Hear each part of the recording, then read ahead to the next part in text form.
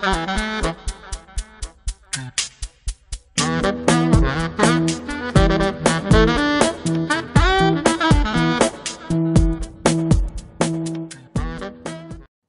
ce volet consacré à la transformation chimique, nous allons faire quelques rappels de classe de seconde, notamment sur les lois de conservation, mais également faire une première approche sur les bilans de matière.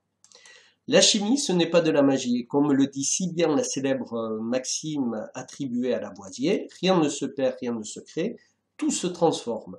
Alors cette maxime, on pourrait la traduire par des lois de conservation des atomes, mais également de conservation de la charge électrique. Alors, voyons un premier exemple à travers la combustion du méthane. Le méthane est un gaz de formule CH4 et il peut brûler avec le dioxygène, donc de formule O2. Au cours de cette combustion, ces deux substances vont disparaître, c'est ce que l'on appelle les réactifs, mais si elles disparaissent, d'autres substances apparaissent. Ce sont les produits. Et dans le cas présent, les produits sont l'eau et le dioxyde de carbone. On peut modéliser cette transformation par l'écriture de l'équation de réaction, la voici, mais si on la laisse ainsi, ça ne conviendra pas. En effet, on voit que dans les réactifs, on a 4 atomes d'hydrogène ici, alors que dans les produits, il n'y en a que 2. Or, nous venons de dire qu'au cours d'une transformation chimique, on doit avoir une conservation des éléments chimiques, des atomes. C'est la raison pour laquelle, ici, on va mettre un 2 devant la molécule d'eau et on aura bien 4 atomes d'hydrogène. Cependant, le travail n'est pas fini. En effet, si on regarde dans les produits, on a 2 atomes d'oxygène ici et 2 ici, ce qui fait un total de 4 atomes d'oxygène, alors que dans les produits, dans les réactifs, on n'en avait que 2. Donc il faudra mettre 2 devant O2, et faisant ceci, on a équilibré l'équation de la réaction. C'est-à-dire que dans les réactifs et dans les produits, on trouve le même nombre d'atomes de chaque espèce, c'est-à-dire un atome de carbone, 4 d'hydrogène et 4 d'oxygène.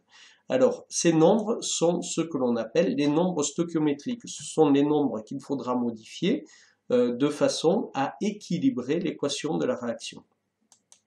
Deuxième exemple qui est l'action de l'acide chlorhydrique sur le fer. Alors, l'acide chlorhydrique est une solution qui contient des ions H+, et des ions Cl-, et on voit ici le fer. Alors, au cours de cette réaction, vont se former des ions fer Fe2+, mais également du dihydrogène H2, qui est un gaz que l'on voit ici se former, ce sont des petites bulles. Donc il est possible d'écrire l'équation de la réaction. On notera toutefois l'absence des ions chlorure. En effet, les ions chlorure sont des ions qui sont présents dans le milieu, mais qui ne participent pas à la transformation. C'est ce que l'on appelle parfois une espèce spectatrice.